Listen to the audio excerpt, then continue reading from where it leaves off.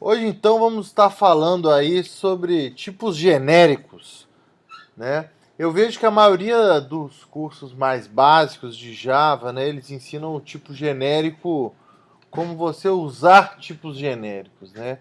Aqui a gente vai ver não só como a gente usar uma classe que tem um tipo genérico, mas também como a gente cria uma classe com um tipo genérico, quais as opções que a gente tem, criar métodos com tipo genérico. Então a gente vai bem a fundo aí nesse tema aí de tipos genéricos. Então a gente vai aproveitar essa aula para falar um pouquinho das coleções, né? Que além de ser uma API extremamente importante, né, para qualquer desenvolvedor saber, também é um bom exemplo aí de uso de tipos genéricos. Então a gente aproveita a deixa aqui para falar de coleções também, tá? Bom, vamos lá. Imagina o seguinte, né? Eu vou e crio uma classe, né, onde eu quero guardar itens, né? Certo? Então, eu vou lá, né, crio ali uma classe, por exemplo, chamada cesta, né, ou basket, né, em inglês, né, onde eu posso colocar qualquer objeto ali dentro, né? Então eu tenho ali um objeto put, né? Eu tenho ali eu tenho um método put, né, que recebe um objeto. Eu tenho um método ali booleano que me retorna verdadeiro ou falso se existem itens naquela cesta ou não. E eu tenho ali um next item, né, que ele retorna aleatoriamente, certo? Um dos itens daquela lista, certo? Então a ideia da cesta é essa, eu coloco ali na hora de tirar, ele me retorna ali numa ordem aleatória, tá? Bom, aí, né, o tiozão ali, né, o cara aprendeu ali o Java 1.1, né, e nunca mais evoluiu depois disso, né? O cara fala, pô, criei ali, poxa, a super classe basket ali, porque eu posso, como ela recebe object, né? E a gente pode ver ali no método nextItem que ela também retorna object, né? Eu posso colocar qualquer classe ali, né? Eu posso usar ali essa classe aí para guardar qualquer coisa, certo? E aí, né? Vai ali a desenvolvedora ali mais nova, né? Tá ciente ali dos problemas, né? E falou, opa, espera aí que isso daí pode ser uma prática meio perigosa, né? Porque se você guardar, né, ali uma instância de object, certo? Pode ser que você vá tentar recuperar, né, os dados ali de dentro achando que vai ter um tipo de que o objeto é de uma classe X, mas ele é de uma classe Y, né? Na hora que você tentar fazer o cast, você vai ter ali um class cast exception, né? Isso pode ser complicado, pode ser perigoso, certo? Imagina, para a gente entender aí esse perigo, imagina aí, por exemplo, que eu tenho aí uma como é que fala?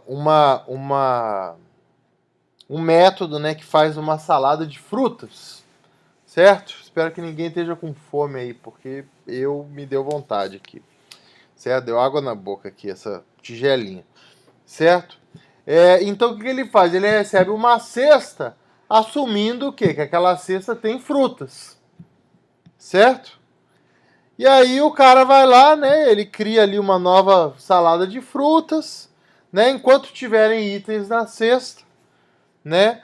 Ele vai lá, pega o próximo item, faz o cast para a fruta, né? E aí ele vai e chama ali na fruta o método shop, né? Que seria ali para picar a fruta, né? Então ele pica a fruta, né? E adiciona na salada de frutas, enquanto tiverem frutas no cesto, certo? E aí no final ele retorna a salada de frutas, certo? Parece um método normal, né? Parece que vai funcionar.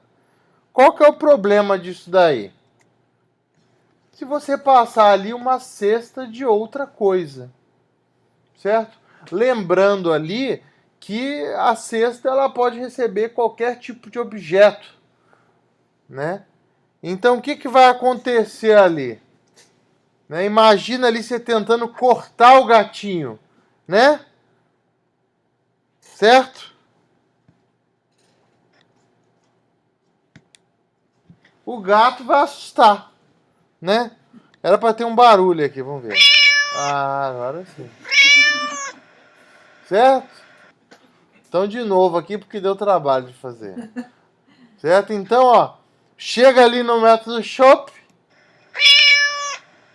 o gato vai pular, tá certo? Então, isso daí não vai dar certo. Certo? Então, se eu passar ali uma salada de frutas como parâmetro, tudo bem. Mas se eu passar uma cesta de qualquer outra coisa, né? Quando ele bater ali naquele cast ali para fruit, né? Ele vai gerar um class cast exception, certo? E aí vai ser um pau que vai dar aí em tempo de execução, que é o que ninguém quer, né? Seu cliente está lá usando o sistema e de repente, pá, class cache exception na cara dele, na cara, certo? Então, certo? Esse código, né? Ele é um código que a gente pode dizer que, por mais que você possa passar o tipo de cesta certo, né? E pode, digamos assim, funcionar, né? É um código que a gente pode dizer que não é seguro, que é perigoso. Por quê? Porque a falha ele depende do que é passado como parâmetro, né? Então você fez um método ali que, se o cara passar ali bonitinho, ele funciona. Mas se ele passar alguma coisa errado, né? Vai que o cara, por exemplo, ele fala assim: poxa, eu tenho aqui uma classe legumes aqui, né? Que tem aqui o método shop também, né? Na hora que ele fizer ali o cast ali pro fruit, pá! Né? Mesmo que o negócio possa ser cortado, ele vai jogar a exceção de novo na cara do sujeito, né? Então, esse tipo de método que falha, né, baseado ali no que ele recebe, né? A gente diz que é um método ali pouco seguro, né? Certo? E aí o cara falou assim: então eu já sei, né? Eu vou criar ali, né? O meu, ao invés de eu criar a minha classe basket, né? Eu vou criar então a classe fruit basket, né? Então, ao invés do método put receber object, ele vai receber uma fruta, né? Ao invés do método next item, né, retornar um object, ele também vai retornar uma fruta, certo? E aí, o problema disso daí é que aí toda vez que você precisar de um basket para alguma coisa, né, você vai ter que ir lá e criar um basket, né, para aquela coisa. Vai ter que criar uma nova classe toda vez que você precisar de uma basket para algum tipo de objeto específico, né? Certo? Então, aí complicou, né? Certo? Felizmente temos os generics que vão nos salvar dessa enrascada, né? Dessa, como é que fala? Dessa situação aí que antes, né? O generics foi uma feature aí de linguagem adicionado no Java 5, certo? E a gente pode dizer aí que depois, antes disso, a gente realmente não tinha, né, uma solução para esse problema. Tinha muita gente, por exemplo, que criava uma list específica de um tipo para não ter esse tipo de problema, né? E da mesma forma eram comuns aí os class cast exception por causa desse tipo de coisa, certo? Então, vamos entender aí o que são os genéricos e como que eles funcionam, né? Por que eles vão, como que eles conseguem nos salvar aí dessa questão aí da cesta de frutas, certo? Bom, o genéricos é assim, é um parâmetro que você passa para a classe, tá? Então é mais ou menos assim, quando você define a classe, você fala assim, olha, essa classe ela pode receber um parâmetro, tá? Esse parâmetro é um tipo, tá? E aí, o que você vai fazer? Na hora que você for criar uma instância dessa classe, você tem que me dizer que tipo é aquele que você vai usar na hora de instanciar aquela classe. Certo? Ou na hora de declarar uma variável daquela classe. Certo? E aí, por exemplo, no caso, por exemplo, eu crio um basket E.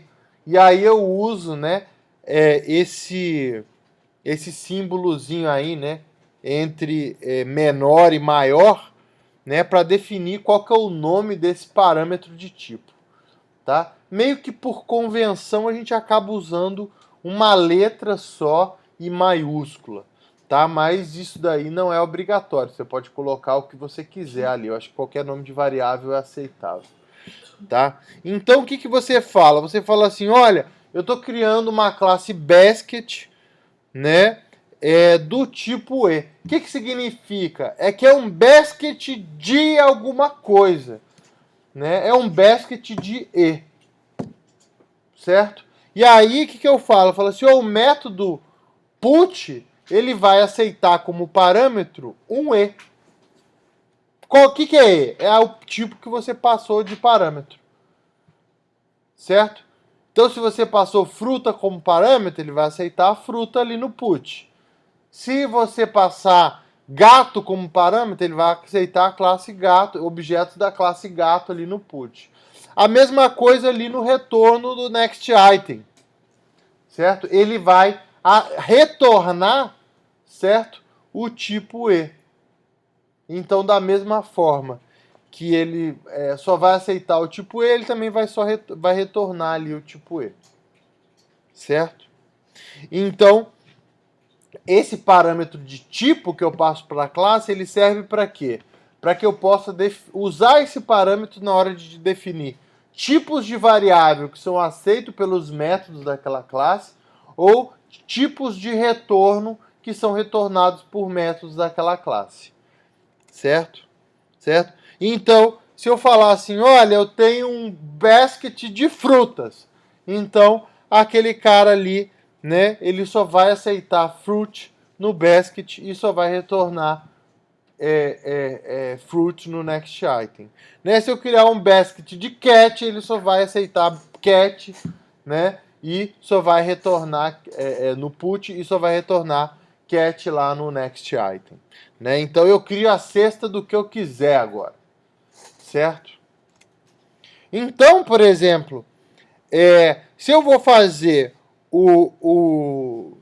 a salada de frutas, né? Eu posso falar assim, a salada de frutas, ela aceita como parâmetro um basket de fruit, certo? Se eu tentar passar qualquer outro basket como parâmetro, ele não vai aceitar, certo? E aí, qual que é a boa notícia? Que agora, como o next item retorna fruit, eu não preciso mais fazer o cast dele. Eu não preciso mais receber o object e fazer o cast para fruit. Eu posso usar isso direto.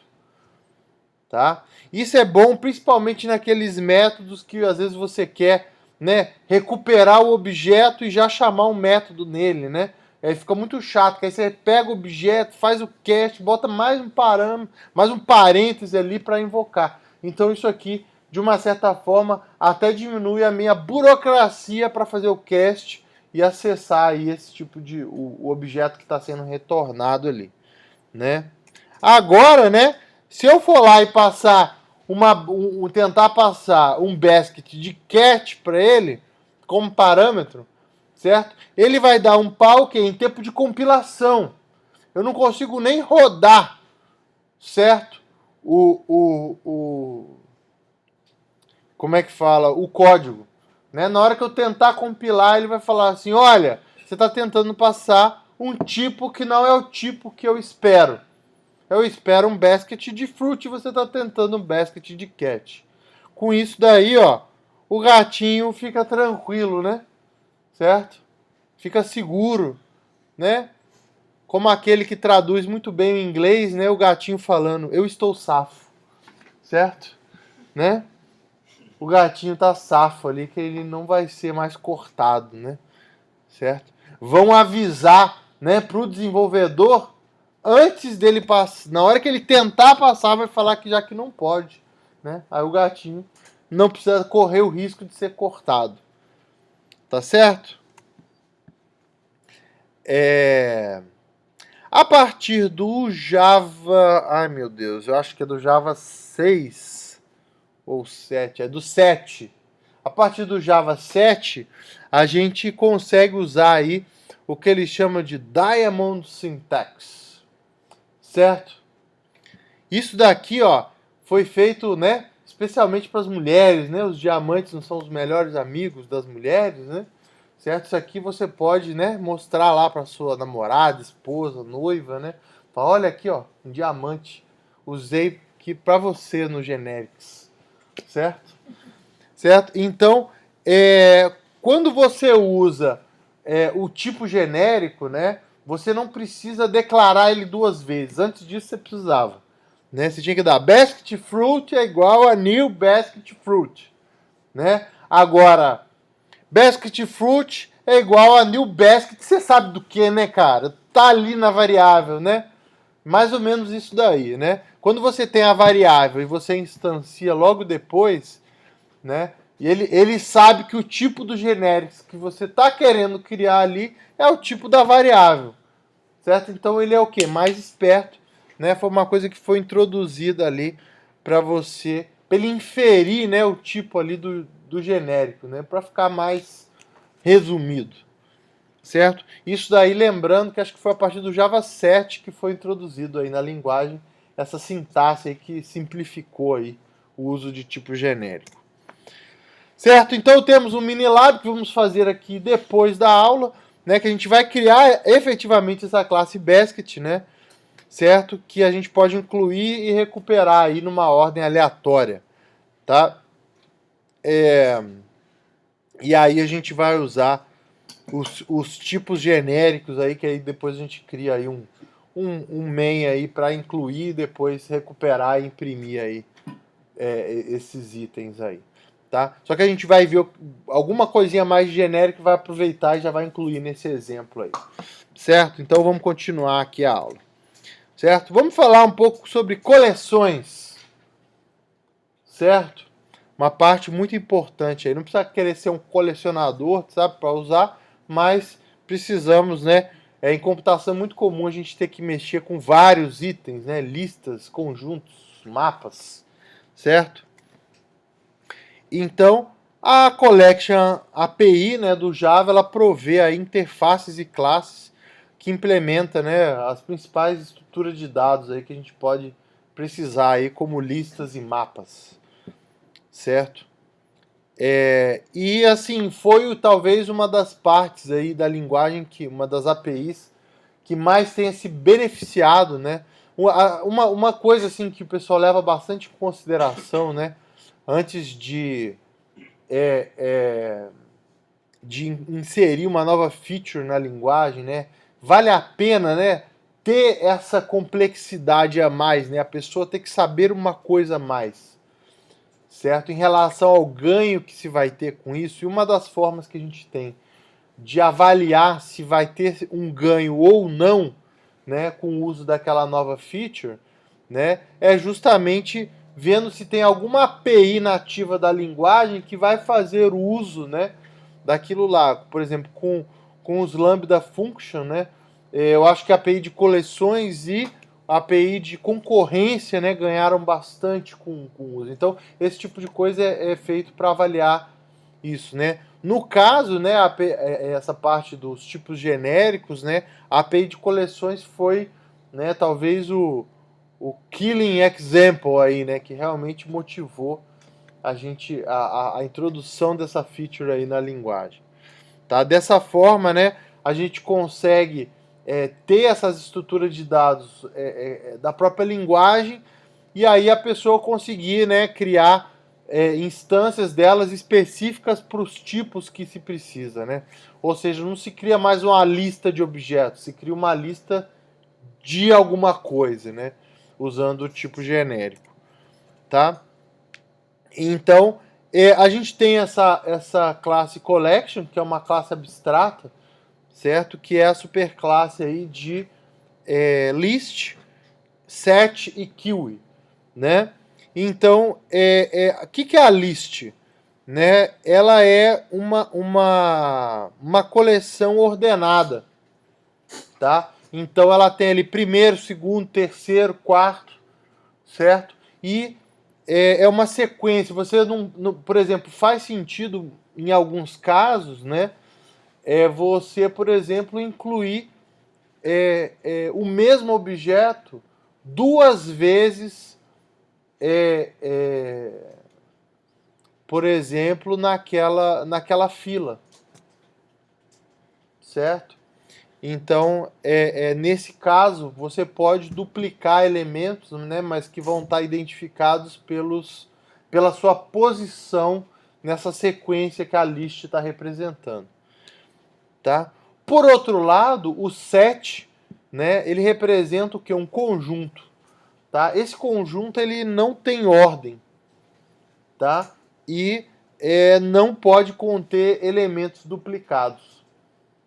Tá? Então, se você tentar inserir um elemento que já tem, ele simplesmente vai manter aquele camarada ali dentro, certo?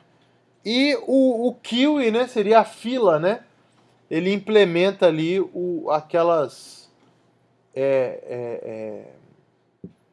como é que fala? Aquelas operações ali de fila, né? Ah, me desculpa, eu falei uma besteira aqui. Eu falei que collection era uma classe abstrata. Falei besteira, é uma interface. Tá? Collection é uma interface, tá? E list, set, queue também são interfaces. Tá? Então, o queue ele tem ali aquelas operações de first in, first out, né? Que é para você colocar um elemento no final da fila e recuperar um elemento da parte da frente da fila, né? No caso, por exemplo, o queue tem implementações bem importantes aí, por exemplo, na parte de threads, né? Para você fazer blocking queue, né? Para você ter uma fila que tem elementos que são consumidos paralelamente por várias threads, ou priority queue, né? Que você tem uma fila aí que, por exemplo, é ordenada ali pela não só o FIFO, né? Mas o first ele tem ali uma prioridade ali no que ele vai ordenando ali os elementos, né? Então acho que você pode em alguns pontos estender isso daí para que a ordenação da fila de repente aconteça de acordo com algum algoritmo ali que você quer, né? Então a Kiwi ela é uma interface que tem implementações bem importantes, né? Certo? Eu gosto de dizer aí, né? Que, por exemplo, a fila ela é o FIFO, né? Certo, né? First in, first out, né? Todo mundo aprende aí o FIFO, né? Eu digo que se você não usar generics, né? Você pode ter o CIFO, né? Certo? Que vai dar o Class Cache Exception lá com o seu cliente usando, né? Aí, né? Vai ser você, né? Você vai estar usando o CIFO ali no código, certo? Deu chance, né? Certo? Bom, a gente tem também, né, uma interface que é bem importante aí, que não é filha, digamos assim, de collection, que é o map, tá? O map... Ah, sim, esqueci de comentar o detalhe. Repare que todas essas interfaces, elas têm tipos genéricos, certo? Então, a coleção é de alguma coisa, a fila é de alguma coisa, né? A lista é de alguma coisa, certo? O map, ele tem o key e o value, né? Então, quando eu crio um map, ele tem dois parâmetros genéricos, certo? Então, você fala assim, olha, eu estou criando um mapa, por exemplo, em que a minha chave é um número inteiro e o meu valor é uma instância de pessoa, onde aquele inteiro ali é, por exemplo, um ID para aquela pessoa. Eu posso botar, por exemplo, uma string onde o CPF é a chave ali, né? Certo? Hoje em dia, né, com esse negócio aí de CPF na nota, né, e tal, né, o pessoal usa muito o CPF como chave, né? Certo? O CPF também está sendo usado agora como uma saudação, né? ao invés de bom dia, boa tarde, a pessoa CPF na nota, né? Parece que, né? Uma forma nova de se cumprimentar as pessoas, tá certo? Então, né, você, no caso, por exemplo, o MAP é um bom exemplo, né, que a gente não necessariamente a gente precisa ter um parâmetro genérico só, a gente pode ter vários, tá? Eu, pessoalmente, não me lembro de ter visto mais do que 2, né, senão realmente fica bem feio o negócio. Mas não, nada impede que tenha, certo? Então, algumas implementações, isso é uma coisa extremamente interessante, né? É que a list, como eu falei, é só a interface, né? Então, a gente tem a implementação array list, que usa um array ali internamente, certo? Para ver aquilo ali. E o linked list, que usa, né, uma lista ligada ali. A interface é a mesma, né? Mas, por exemplo, se você tem uma lista que você sabe que vai precisar fazer várias inserções no meio da lista, de repente é interessante você estar usando o linked list, a implementação linked list, né, no lugar do array list. Aí, como a gente viu nas aulas anteriores de encapsulamento e etc., né, você criando o seu código não para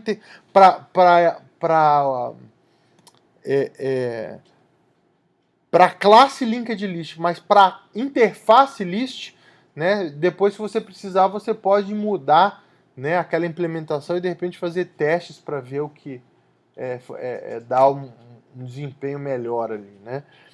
Certo? No caso do set, né, a gente tem o hash set que utiliza ali o hash, né, um hash map ali da classe, né? A gente tem o tree set que usa uma árvore internamente, né? O linked hash set, né? Que também usa ali uma sequência ali de hash tables, né? O map a gente também tem a implementação em hash, em tree, né? E a gente tem o linked hash map, né? A gente vai ver ali que ou seja, né, aqui a gente não está dando uma aula de estrutura de dados, né, mas a gente sabe que internamente aqui, né, a gente tem várias opções aí, né, e aí entendendo melhor as estruturas de dados e como elas funcionam internamente, a gente vai saber, né, que implementação vai ser mais eficiente em cada caso, tá? No caso, né, o set fala assim, bom, se eu tenho um hash set, eu preciso ter um hash para o objeto. A gente vai ver isso daqui a pouco aqui na aula, certo? Que é agora, certo? Então, a gente tem toda a classe Java, né? Isso daí é herdado do object, né? Tem um método equals, né, que determina se um objeto é igual ao outro, certo? E tem um método chamado hashcode que ele retorna ali um valor ali que ele é usado ali para representar o objeto, tá? Por que eu estou falando isso e o que isso tem a ver com coleções?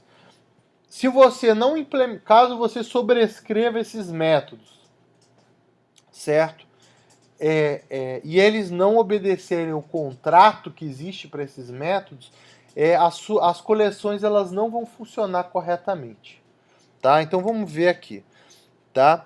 Então o contrato que existe é o seguinte: se A equals B retorna true, né? Ou seja, se o método A é igual ao método B, isso significa que obrigatoriamente o hashcode de A vai ser igual ao hashcode de B, certo? Porém, né, digamos assim, o inverso não é verdadeiro, certo? Se o hashcode de A é igual ao hashcode de B, não necessariamente A é igual a B, tá? Ou seja, esse é o caso, né?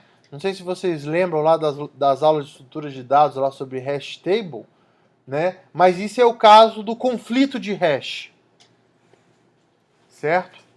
Então, você fala assim, eu posso ter, por exemplo, uma classe que o hash vai ser sempre o mesmo? Pode. Mas quando você tentar fazer uma coleção dessa classe, por exemplo, num hash set, o desempenho vai ser o pior possível. Por quê? Porque todo objeto vai dar colisão de hash. Tá? Mesma coisa, por exemplo, num tree set ou num tree map. Né? Ele usa uma árvore que usa o hash como base, né, para ele fazer a busca em árvore. Certo? Se tiver muito conflito de hash, ele também vai ter pouca eficiência para fazer essa busca. Certo? Então, por exemplo, o que você pode fazer? Eu tenho uma classe, né, que, por exemplo, a classe pessoa, eu verifico se é igual, eu comparo, por exemplo, a identidade, o nome e o nome da mãe. Poxa, mas a identidade, né, em 98% dos casos resolve o meu problema. Então, pode ser que você fale assim, então o hashcode dessa classe é o hashcode, sei lá, da string aqui da identidade. Certo? Por quê? Pode dar conflito? Pode, mas vão ser poucos casos. Né? Aquele meu hashcode ali vai conseguir diferenciar na maioria dos casos. Certo? Então, o contrato é toda vez que for igual, o hashcode tem que ser igual. Mas não necessariamente o hashcode igual significa que o objeto é igual. Então, o que vai acontecer? Toda vez que você for adicionar alguma coisa numa coleção, ele vai pegar o hashcode e vai comparar. Se ele achar algum hashcode igual, aí sim ele vai chamar o equals para ver se o objeto é igual ou não. Tá? Já dá para ver, né, que, por exemplo, se a gente não obedecer esse contrato, né, se a gente, por exemplo, tiver um hashcode, se a gente tiver um objeto igual ao outro, mas que o hashcode é diferente, isso aí vai dar pau na coleção. Já vi muito bug em software por causa disso. Tá? Como normalmente que isso acontece? A implementação default de hashcode considera a identificação única do objeto dentro da máquina virtual. Então, o hashcode como é que fala? De um object, né? Ele vai pegar lá uma identificação ali da máquina virtual e vai retornar aquele cara ali. Certo? O equals, ele só vai retornar true se na máquina virtual se for exatamente o mesmo objeto, se for a mesma instância. Tá? Então, um dos problemas acontece, por exemplo, quando você sobrescreve o método equals, mas você esquece de alterar, por exemplo, o hashcode. Né? Então, o que acontece? Vamos supor que você tenha lá uma classe usuário. Né? Aí você faz o método equals e fala assim, olha, se o ID for igual, então, ou sei lá, se o login for igual, então o usuário equals aqui vai retornar true. Aí você esquece de sobrescrever o método hashcode. O que vai acontecer? Se você criar duas instâncias para aquele mesmo usuário e tentar adicionar os dois num set, ele vai considerar aqueles caras como objetos diferentes, apesar de eles serem iguais e não deixar, né, que você adicione dois. Certo? Então a gente tem que tomar bastante cuidado com isso daqui, né, que quando a gente sobrescrever o método equals, o método hashcode ele tem que acompanhar, senão as coleções não funcionam direito. Certo? Já vi muito mesmo bug por causa disso daqui. Tá? O cara tá lá manipulando um monte de objetos e aí, a coleção começa a fazer umas maluquices. Por quê? Porque o equals e o hashcode não estão direito. Certo? Bom, então falamos um pouquinho aí sobre o uso de generics na API de coleções. Vamos voltar aqui e entender um pouquinho mais dos tipos genéricos, certo? Então, eu posso, por exemplo, né, imagina que eu queira criar uma lista ordenada, certo? E aí eu falo o seguinte, olha, para eu ter uma lista ordenada, eu não posso criar uma lista ordenada de qualquer objeto, né? Eu tenho que ter objetos que possam ser comparados um com o outro. Que eu possa virar e falar assim, esse A é maior que B, ou A é menor que B. Por quê? Porque senão não faz sentido ordenar, né? Certo? Então, para eu, por exemplo, ter uma lista ali para eu conseguir ordenar, eu tenho que pelo menos que a classe, né, daquele objeto ela tenha comparable. Tá? Então, por exemplo, eu consigo, né, restringir qual que é o tipo genérico, digamos assim, quais as classes que podem ser passadas ali como tipo genérico. Né? Então eu posso falar assim, olha, eu quero um E que extends serializable. Tá? Então, o que vai acontecer? Eu só vou poder passar ali classes que implementem a interface serializable. Observe que por mais que seja uma interface, né, e a gente tenderia a querer colocar um implements ali, a palavra que ele usa para o tipo genérico, independente de ser classe ou interface, vai ser sempre o extends. Né? E eu posso, inclusive, falar assim, olha, a interface comparable, ela permite que eu defina o tipo genérico. Né? Então, por exemplo, quando eu implemento, por exemplo, o comparable, então, por exemplo, eu tenho uma pessoa e pode ser comparável com outra pessoa. Né? Então, quando eu implemento a interface comparable, ela também tem um tipo genérico. Né? Então, por exemplo, eu boto assim, pessoa, implements, comparable, pessoa, né? E aí, o método compare to, ele vai aceitar somente pessoa como parâmetro, nenhuma outra classe, ou seja, eu estou falando, pessoa pode ser comparada com pessoa, certo? Eu, por exemplo, não poderia colocar. Eu até poderia colocar, pessoa pode ser comparada com animal, por exemplo. Né, que seria talvez uma superclasse de pessoa. Né? Então seria comparable animal. E aí eu, ao invés de no compare to aceitar só pessoa, eu aceito qualquer animal como parâmetro. Tá? No caso aqui eu posso falar, ó, minha lista ordenada, ela aceita um parâmetro genérico E, desde que ele estenda comparable E. Certo? Então eu posso usar o E para restringir, inclusive, o tipo genérico da interface que eu estou aceitando. Certo?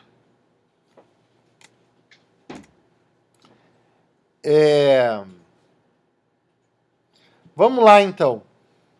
Tá? Imagina o seguinte, eu vou lá e crio a minha cesta, lá, o meu basket ali de vegetable. Certo? De vegetais. Certo? E crio ali a minha coleção de frutas. Certo? Então fala assim, bom, fruta é um vegetal, né? Então eu poderia adicionar, né? Se eu tivesse ali um método add all, né? Faria sentido, né? Eu aceitar como parâmetro para a minha cesta de vegetais uma coleção de uma subclasse, né? Porque o que estaria sendo adicionado ali ainda seria ainda seria um vegetal, certo? Bom, só que isso daqui dá pau. Né? Se você criar o código desse jeito, dá pau. Tá? Aí você fala assim, bom, eu tenho ali Meu método add_all, ele aceita uma coleção de E, que é uma coleção de vegetable. Eu estou tentando passar uma coleção de frutas. Por que ele não está aceitando se fruta é um vegetal? Tá? Os tipos genéricos, eles seguem uma caracterização de tipo que a gente chama de invariante. Tá? É diferente, por exemplo, do array, que o array é covariante. Tá? O que significa isso? Né? Que se A estende B, então o array de A estende o array de B. Tá? Então, um array de string, ele é considerado no sistema de tipos do Java uma subclasse do array de objetos. Tá? O tipo genérico, ele é considerado invariante. Significa que para qualquer A e qualquer B, nunca uma lista de A vai estender uma lista de B. Tá? Então, mesmo que, por exemplo, o A seja uma subclasse de B, né, ele não vai aceitar uma lista de B no lugar de uma lista de A. A gente vai entender o porquê disso. Né? Então, uma lista de string não é uma lista de object. Certo? Tá? Então, vamos ver como que isso aí pode dar pau. Certo? Então, por exemplo, se eu pegar e falar assim, eu crio um array de objetos. Certo? Só que eu faço o seguinte, new string 10. Então, o que acontece? Como o array de string ele é um array de object, eu posso atribuir um array de string a um array de object. Certo? O tipo da variável vai ser um array de object. Mas a instância que ela está apontando, digamos assim, é um array de strings. Isso significa que se eu tentar colocar um inteiro naquele array de object, em tempo de compilação, ele deixa. Por quê? Porque a princípio o array é de object. Mas, em tempo de execução, ele vai dar pau. Porque ele vai falar assim, opa, você está tentando colocar aqui um inteiro num array de string. Certo? Então, os tipos genéricos, o objetivo é justamente o quê? Evitar esse tipo de pau em tempo de execução. Trazer esse tipo de erro para o tempo de compilação, que o cara na hora vê que está fazendo besteira ali. Certo? Tá? Então imagina o seguinte, né? Se a gente parar para pensar, né? Se a gente tiver um add_all, né? Estaria ok a gente aceitar o quê? Uma subclasse de E ali. Né? Por quê? Como eu vou estar aceitando, né? Como eu vou estar colocando internamente aquilo ali, né? Estaria ok eu pegar uma subclasse do E, por quê? Porque o que eu estaria retirando da coleção para adicionar seria um E. Mas, por outro lado, se eu tiver, por exemplo, um método chamado putAll, né, em que eu vou tirar todos os meus elementos da cesta e vou colocar numa coleção, nesse caso, se eu tivesse uma coleção de uma subclasse, eu poderia dar um pau. Concordam comigo? Certo? Porque, por exemplo, se eu tivesse um basket de vegetable, né, e passasse uma cesta de frutas, né, uma coleção de frutas para ele adicionar, eu poderia ter um vegetable que não é uma fruta. E aí não conseguiria adicionar naquela coleção. Certo? Então a gente percebe, né, que em alguns momentos faz sentido a gente aceitar como parâmetro que o tipo genérico seja da própria classe ou de suas subclasses, né? E em outros momentos faz sentido a gente aceitar que seja da própria classe ou de uma de suas superclasses. Certo? Então, a gente tem como dizer isso, né? A gente tem aquele interrogaçãozinho ali que a gente chama de wildcard, né? Ou coringa, certo? Então, a gente pode usar ali o coringa mais o extends para dizer que a gente aceita uma subclasse, certo? Um parêntese aqui, esse extends ficou muito bom o desenhozinho, né? Certo? Eu custei para achar, mas ficou legal, o extends ali, certo? Ou a gente pode usar, certo, o coringa mais o super, dizendo que a gente aceita a classe ou uma de suas superclasses, né?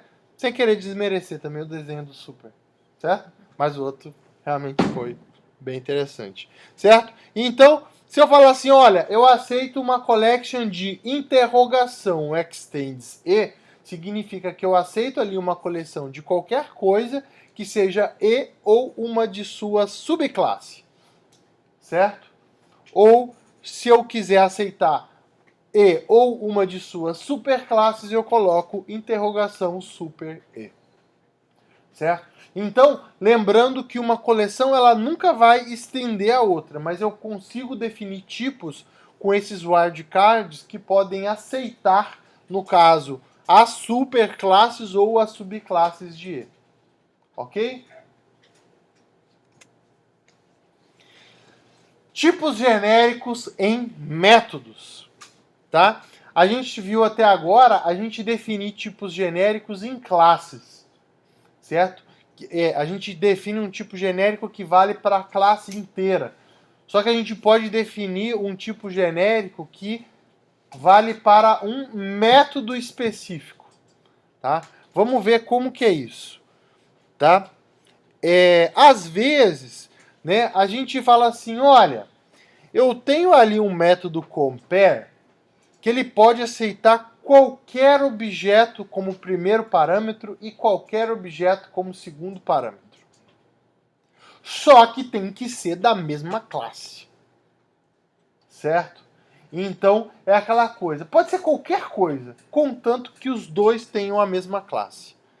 Tá? Então, normalmente a gente usa esse tipo genérico em método quando a gente quer meio que combinar os parâmetros e o tipo de retorno. Certo? Então, isso é bem interessante, né? Para a gente amarrar os tipos, né? Do tipo, a partir do momento... O primeiro parâmetro aceita qualquer coisa, mas a partir do momento que você passar uma string para ele, o segundo também tem que ser uma string.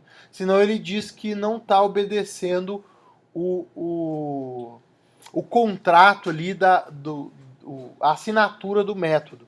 Né? E aí, para a gente definir um tipo genérico que só vale para aquele método, né? Inclusive a gente pode usar, e é muito usado em métodos estáticos, certo?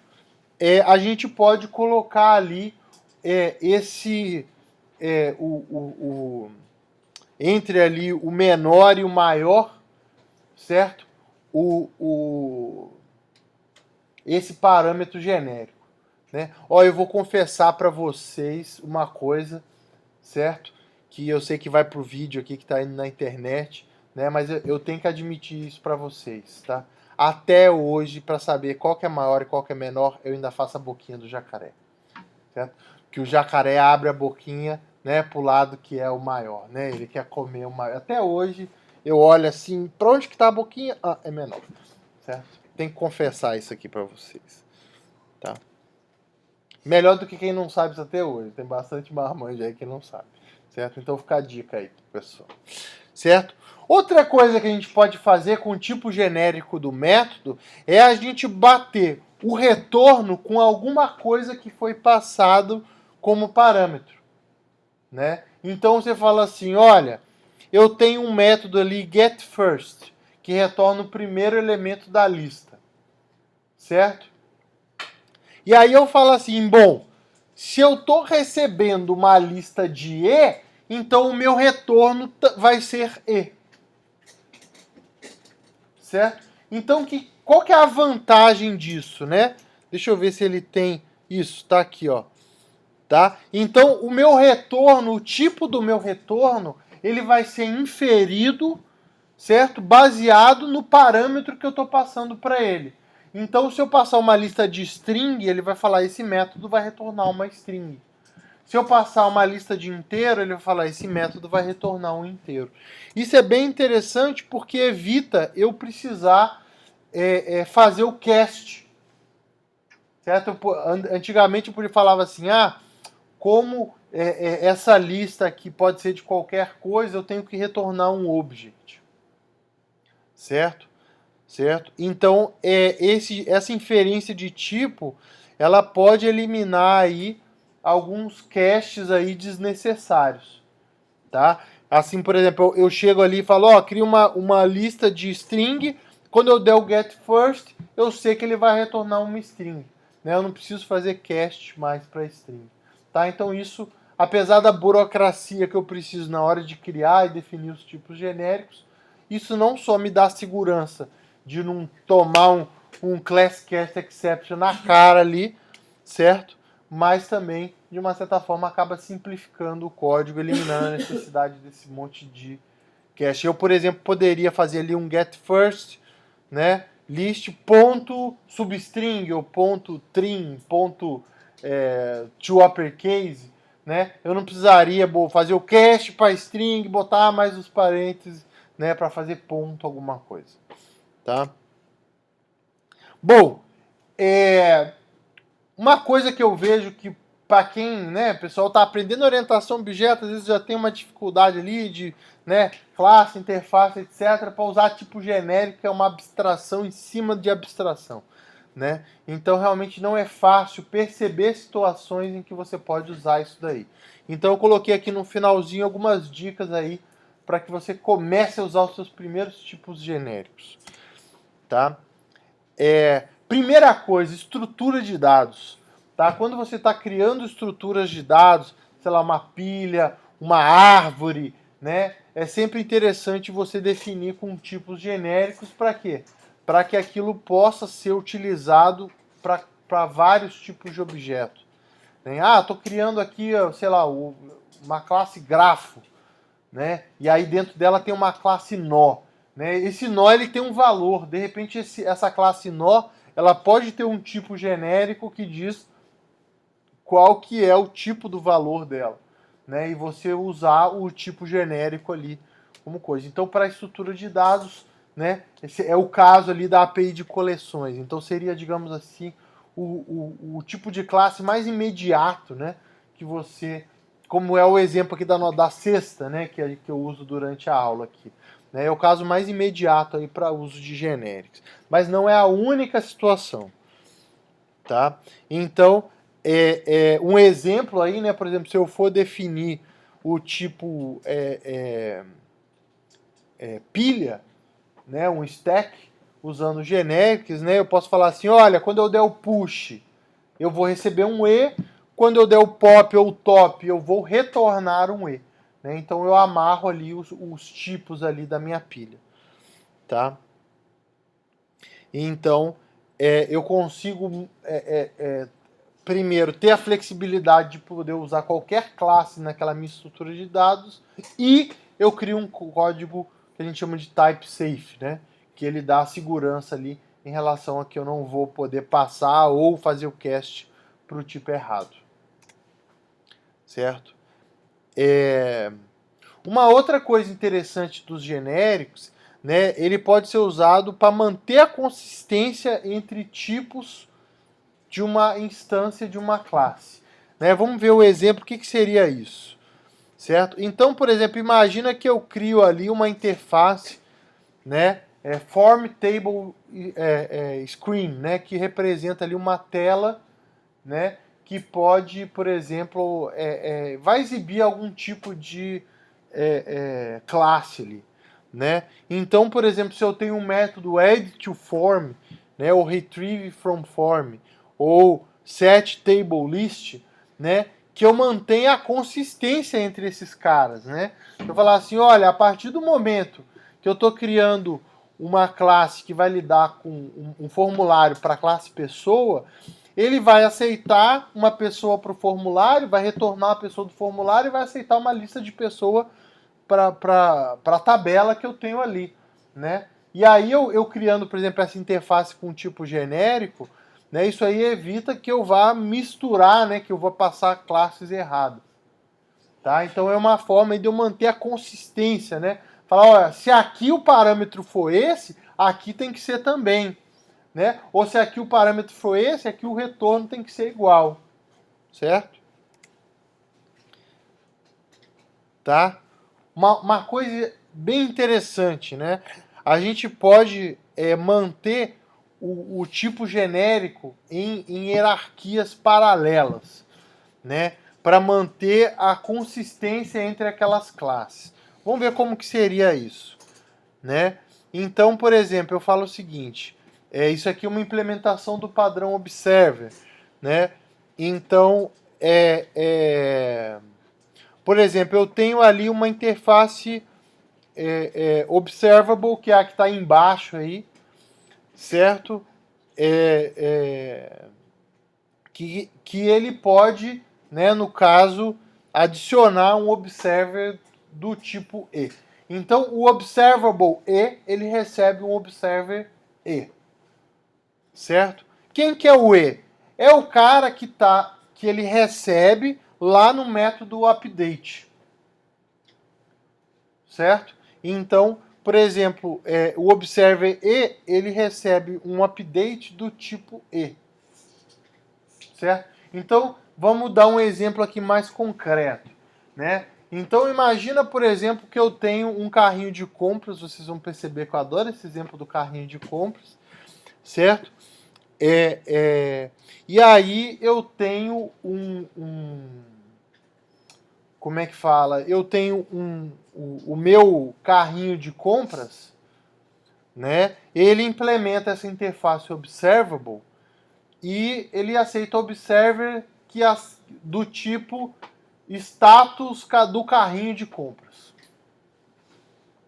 certo? Ou, sei lá, produto adicionado. Então, qual que vai ser a questão, né? Eu vou aceitar classes que vão ter no método update o status, né? A coisa que ele está observando, a coisa que eu sei mandar para ele, né?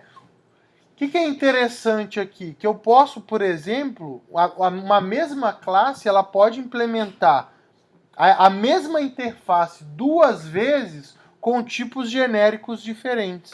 Então, por exemplo, se eu notifico dois tipos diferentes de evento na minha classe, eu posso implementar, por exemplo, observable. Imagina que eu tenha, por exemplo, os eventos em que um produto foi adicionado no carrinho e que um produto foi removido. Eu crio uma classe para representar esses eventos, né? Product added e product removed. Certo? Então, por exemplo, eu posso na minha classe carrinho de compras implementar o observable product added e o observable product removed. Certo? E aí eu aceito que possam ser, eu vou ter que implementar duas vezes esse método add observer, um com cada caso. Certo? Então, quando eu quero que, por exemplo, eu tenho duas interfaces, que eu quero que as coisas batam, né, uma com a outra, né? Aqui eu vou receber como parâmetro tal coisa, porque lá o cara vai passar como parâmetro tal coisa. Então aqui eu vou receber o observer E, porque na hora que eu chamar o update, eu vou passar o E como parâmetro. Tá? Então, às vezes isso ajuda também a você não ter esse tipo de conflito. Tá? Então é isso aí que eu tinha para falar sobre generics, né? Realmente é uma coisa mais complicadinha de utilizar. Espero que com um pouquinho de prática vocês vão conseguindo aí colocar aí